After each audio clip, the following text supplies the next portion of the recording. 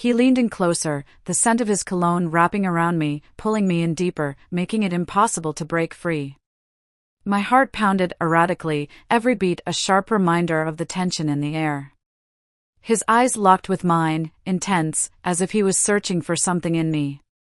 "I feel like we have a connection," he whispered, his voice low, stirring something inside me. His words hit me like a punch to the stomach, leaving me breathless, overwhelmed by the pull between us. Have you ever realized that a single moment in life can change everything? You think everything is going fine, that life is going on like it always does, and then, just one small incident flips everything upside down. I never thought something like this would happen to me, but now, looking back, I can't help but wonder if, maybe, I was standing on the edge of something I shouldn't have gotten close to, something I should have stayed away from. I don't even know where to begin, but I guess the best place to start is right here, with my stepson. It all started one evening when I was sitting in the living room, completely absorbed in a book, unaware that a huge shift was about to come. Suddenly, there was a knock on my bedroom door. When I opened it, there he was, Ryan, standing in the doorway, looking unusually flustered. He wasn't the type to ask for help, but that night, he was different. "Can you help me with something?" he asked, his voice hesitant, a tone I had never heard from him before. At that moment, something inside me shifted, but I didn't think much of it at the time. I gestured for him to come in. "Sure," I said, not sure what he needed. "I need you to fix my belt," he said, stepping into the room and quietly closing the door behind him. It was such an ordinary request, nothing alarming. He wasn't a child anymore, not even a teenager, he was in his early 20s. Still, something about the way he stood there, the way he hesitated, made my skin crawl slightly. I couldn't put my finger on it. "Okay," I replied, moving toward him. But as I reached out to adjust his belt, something strange happened. His pants slipped down just a little, not much, but enough for me to notice. My heart began to race, and I couldn't understand why. I wanted to tell myself it was nothing, maybe he was just uncomfortable, but that sudden shift in the air, that electric tension between us, was undeniable. My breath caught in my throat. My pulse hammered in my ears. The room felt smaller, suffocating. The oddness of the situation hit me all at once, and I couldn't shake the feeling that something was terribly wrong. I should have pulled away, I should have stepped back, but I couldn't. The room, once calm and quiet, now felt heavy with unspoken words and unacknowledged tension. Every part of me screamed to create distance, to put up walls, but I was frozen. His gaze held me, and for a moment, it felt like the ground beneath me was giving way. I didn't know how to move, didn't know how to stop the turmoil building inside me. It was as if I had stepped into a place I wasn't supposed to be, and yet, I couldn't escape. The emotions flooding me were so overwhelming, so intense, that I couldn't even breathe. I wanted to turn away, to run, but I stayed, caught in this inexplicable moment. I don't know why, but then he looked at me, really looked at me, and I swear there was something in his eyes that hadn't been there before. His usual calm, laid-back demeanor was gone, replaced by something else, something I couldn't quite grasp. He wasn't just looking at me, his gaze felt like it was digging deeper, searching me, as though he was reading me in ways I hadn't prepared for. My heart began to race, a beat that felt too loud in my chest, and I couldn't catch my breath. I wanted to step back, to break the tension, but I couldn't move. I just stood there, frozen for a second longer than I should have. Then it happened. His voice barely above a whisper, he said, "Thanks."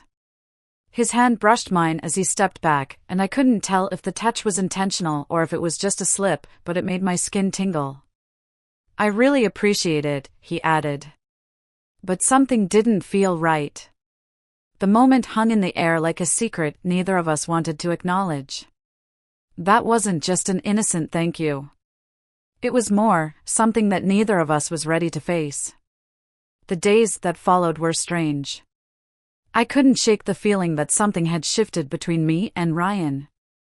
I tried to brush it off, telling myself I was overthinking things, but every time I saw him, the tension was palpable. It wasn't just the way he looked at me when he asked for help with his belt. No, now he was always around, showing up unexpectedly, always standing a little too close, his tone too casual, too familiar. And his eyes, they never stopped following me, as if he were trying to figure me out. I kept telling myself, Ryan was my stepson. I'd known him since he was a child. He wasn't some stranger. We had boundaries, or at least, I thought we did. But then one evening, it happened again.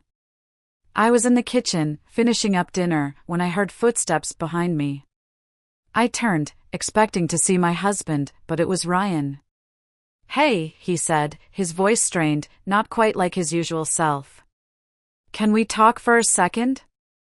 I set the dish I was holding down and wiped my hands on a towel. "What's up?" I asked, my stomach tightening, sensing something was off. He hesitated, looking around as if making sure no one else was around. "I just wanted to thank you again for the other day. It was kind of awkward, you know? I didn't want you to think I was making things weird or anything." I raised an eyebrow. "What do you mean?" I asked, my voice steady but my mind racing. He shifted uncomfortably, looking at the floor for a moment. "You know, with the whole belt thing." My stomach twisted. I'd been trying to forget about that moment, but now it came rushing back. I felt my face flush, but I forced myself to stay calm. "Ryan, it was no big deal," I said, trying to downplay it. "Just a small thing." "I just don't want you to feel uncomfortable," he interrupted, his voice almost pleading. "I mean, maybe it was weird, but I don't know.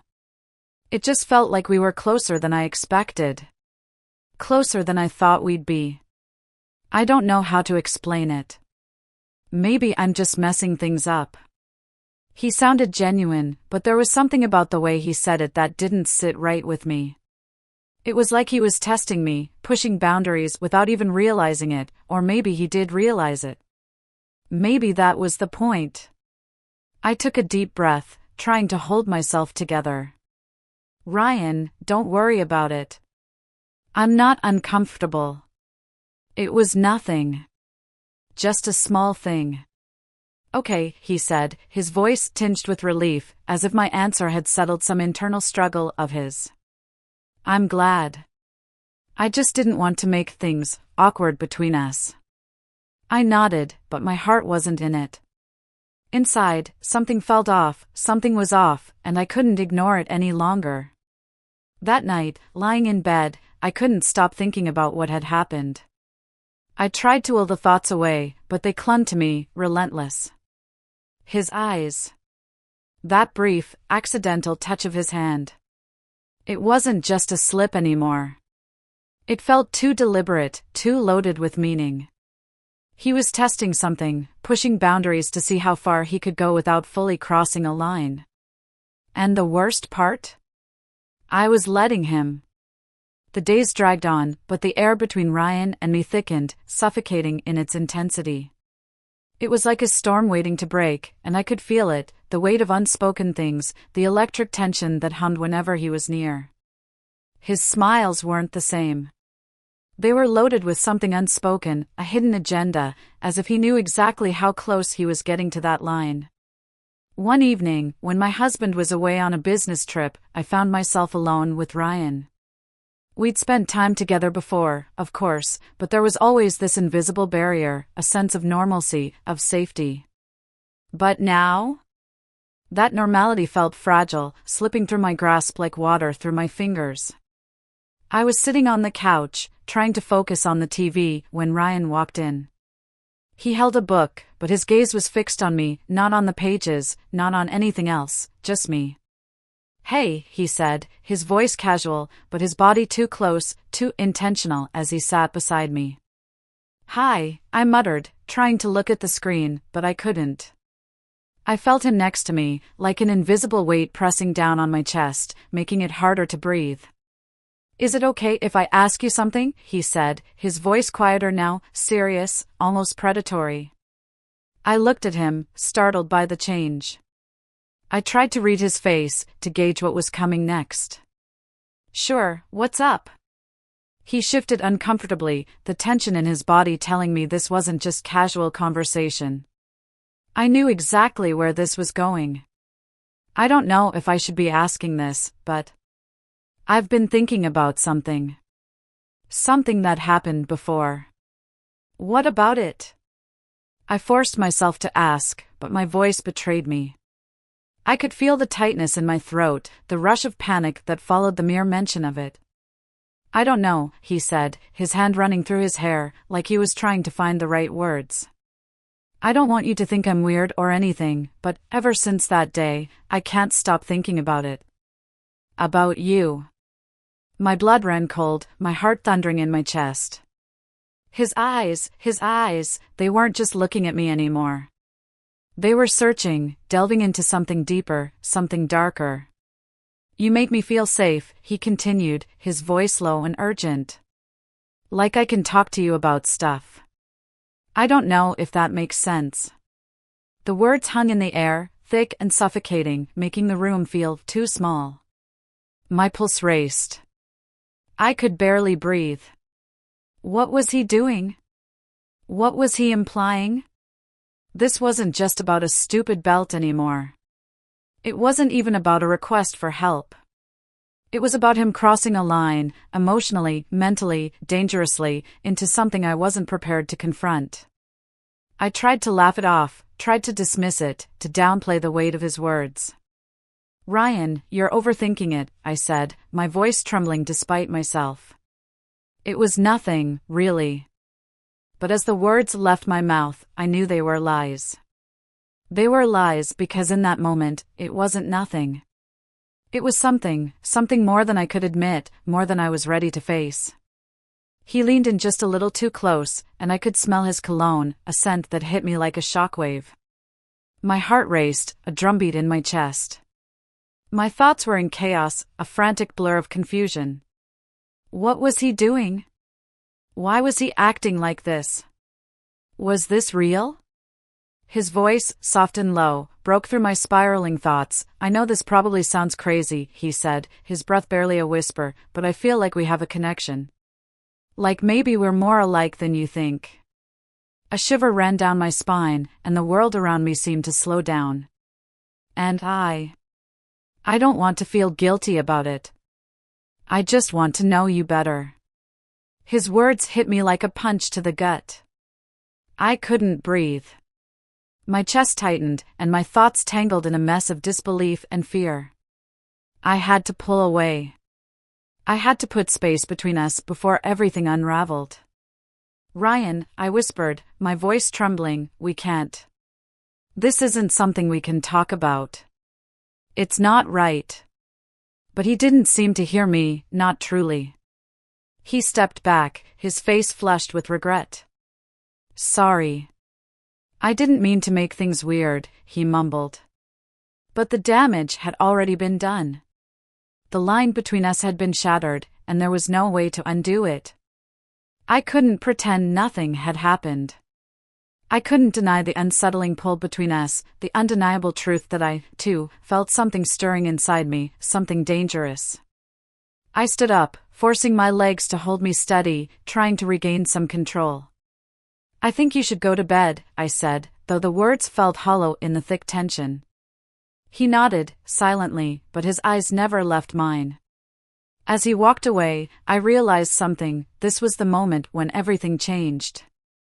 There was no turning back now. The lines had blurred, and I had no idea where this was headed, but I knew one thing for sure, it was a path fraught with danger. The next day, everything was quiet between us. Too quiet. The weight of the words we'd exchanged hung between us like an invisible force, one neither of us knew how to confront. I didn't want to face it, and I certainly didn't want to admit that everything had shifted.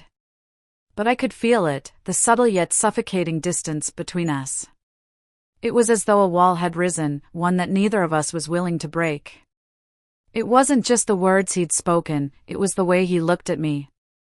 Every time our eyes met, there was a flicker of something hidden, something I couldn't quite name. It was electric, charged with an intensity that seemed to surge through me, every glance leaving a mark I couldn't ignore. But as the days passed, Ryan changed. He became distant, colder, like he was ashamed of what had happened between us. It was as if he was trying to erase it, pretending the night before hadn't even happened, pretending he didn't feel what he'd said. His silence was a slap in the face, a reminder that the connection we'd shared had been broken. Then came that Saturday afternoon, when everything shifted again. I was sitting on the porch, soaking in the warmth of the sun, when I heard the unmistakable sound of footsteps. I didn't need to look up, I knew it was him. Ryan stood there for a moment, hands shoved into his pockets, staring at the ground like he was weighing something heavy. He looked hesitant, like he wasn't sure if he even had the right to approach me. "Can we talk?" he asked, his voice softer than I'd ever heard it. I set my book down, the air between us already thick with anticipation. He sat next to me but kept a careful distance, as though afraid to cross some invisible boundary. The silence between us was suffocating, charged with unspoken words neither of us could quite form. "I've been thinking about what happened," he began, his eyes fixed on his hands. "I know I messed up. I shouldn't have said what I did. I never meant to make you feel uncomfortable." His voice trailed off, regret spilling from him like a broken dam. I took a deep breath, forcing myself to steady my shaking hands. "Ryan, I don't know what you want me to say. It's complicated. What you said, it crossed a line, and I don't know how to go back from that." He nodded, his eyes dark with regret. "I get it. I don't know why I said it. I guess I was just confused. I didn't want to hide how I felt, but now I see it was wrong." His admission hit me like a wave of mixed emotions, relief because he was acknowledging what had happened, and confusion because I still didn't know where I stood. Something had shifted between us, something real, something dangerous. The words we exchanged had left a mark I couldn't erase, and it felt like it was pulling us both into deeper, murkier waters. We sat in silence for a long time, the weight of everything unsaid hanging in the air. Finally, Ryan spoke again, his voice barely above a whisper. "I just don't want things to be weird between us. I don't want to lose whatever this is." I stood abruptly, desperate to create some distance. "I think we need some time." "We both do." Ryan stood too, his face etched with something I couldn't quite place. He looked like he wanted to say more, but the words didn't come. "Okay. I understand. I hope things don't stay weird." I turned away, not trusting myself to speak. The future felt uncertain, like we were standing at the edge of a cliff, unsure of which direction to take. One thing was clear, nothing would ever be the same. The weeks that followed felt like walking on eggshells. Every conversation with Ryan was stiff, like we were both pretending everything was normal when it clearly wasn't. The tension between us grew unbearable, and I couldn't shake the feeling that we were both spiraling into something we didn't know how to control. I could feel it in my bones, the distance between us wasn't just physical anymore. It was like something had shattered between us, and now there was a weight in the air, thick, suffocating. Every time I saw him, I could feel it pressing down on me, unbearable and impossible to ignore. And then, one night, everything exploded again. My husband was out of town on another business trip, leaving me alone at home. It wasn't unusual, but tonight felt different. Ryan was different. He was quieter, more distant, his presence hanging over me like a storm cloud ready to break. He wasn't just sitting in the same space as me anymore, he was watching me, his eyes calculating, waiting. Waiting for what? I didn't know. But I could feel it in the pit of my stomach, a pull, a danger. I was in the kitchen, chopping vegetables, my mind racing with 1,000 thoughts I couldn't sort through when I heard his footsteps approaching. I didn't need to turn around to know it was him. There was a chill in the air, an electric buzz that signaled his presence. He stood in the doorway, his figure dark against the light, his hands shoved deep into his pockets, his gaze fixed on me with an intensity I couldn't escape. I froze, my heart skipping a beat. The dread that had been simmering inside me suddenly came crashing to the surface. I set the knife down, feeling my palms begin to sweat. I wasn't ready for this, but I knew I had no choice. Nodding, I turned to face him, unsure of what to expect. He stepped closer, closing the distance between us with each deliberate move, like a predator cornering its prey. His eyes were locked onto mine, raw, intense, desperate. "I've been thinking about us," he said, his voice low, thick with emotion. "About everything that's happened between us. And I know you're probably tired of hearing me talk about it, but I can't stop. I can't stop thinking about you." I felt my breath catch in my throat, a cold chill running through my veins. "Ryan, no." I whispered, the words escaping before I could stop them. But he wouldn't stop. He took another step forward, his body now so close that I could feel the heat radiating off him. "Please, just hear me out. I don't know what this is, but it's more than I can ignore. I know it's wrong, but I can't help it. I can't stop thinking about the way we've connected, the way I feel when I'm near you." My body went rigid, my pulse racing, every nerve in my body screaming for me to push him away, to make him stop. But something inside me, something dark and dangerous, pulled me closer to him. "Ryan, stop. This isn't right." "It's not." His hand shot out, brushing against mine, and for a split second, I felt it, an electric jolt, as if my body was on fire. My heart hammered in my chest, and I could feel my legs tremble beneath me. "I'm not going to stop," he murmured, his voice thick with desire, conviction. "And I don't want you to stop either. I can't pretend like nothing's happening anymore. We're connected. You feel it too, don't you?" I took a step back, my head shaking violently. "No, Ryan. This can't happen. It's wrong." But he wasn't listening. His eyes, burning with something I couldn't deny, told me that this wasn't over. That it couldn't be over. He stepped even closer, and I felt a crushing pressure in my chest, as if the air itself had been sucked out of the room. I can't keep pretending like nothing's happening. I can't keep hiding what I feel. Not anymore. I was shaking now, my breath shallow, my body fighting to push him away, but I couldn't move. I couldn't escape. "No. This isn't." His hand reached out again, his fingers brushing against my skin, and everything inside me snapped. The tension, the pull, the heat between us, it was too much. "I don't want to lose you," he said softly, desperately. "I can't go back to pretending everything's fine when I know it's not. I don't want to lose what we have." My heart pounded in my chest, the weight of his words pressing down on me, suffocating me. I could feel the line, the one I had worked so hard to keep intact, shifting, dissolving with every word he spoke. I knew what would happen if I let this go any further. I knew the destruction it would bring, the heartbreak, the loss. But a part of me, a dangerous part, wanted it. "No," I said again, my voice breaking, but my body betrayed me. "This can't happen. We can't do this." His face fell, but there was something in his eyes, frustration, anger, longing, that I couldn't ignore. He stepped back, but only slightly, his gaze never leaving mine. "I don't want to lose you," he repeated, his voice thick with something raw. I stood there, frozen, unable to move. The air around us crackled with tension, and in that moment, I realized something. This wasn't just about Ryan and me. It was about the choices I made, the boundaries I set, or failed to set. It was about who I was and who I wanted to become. As I walked away, my heart heavy with uncertainty, I knew this wasn't the end. It couldn't be.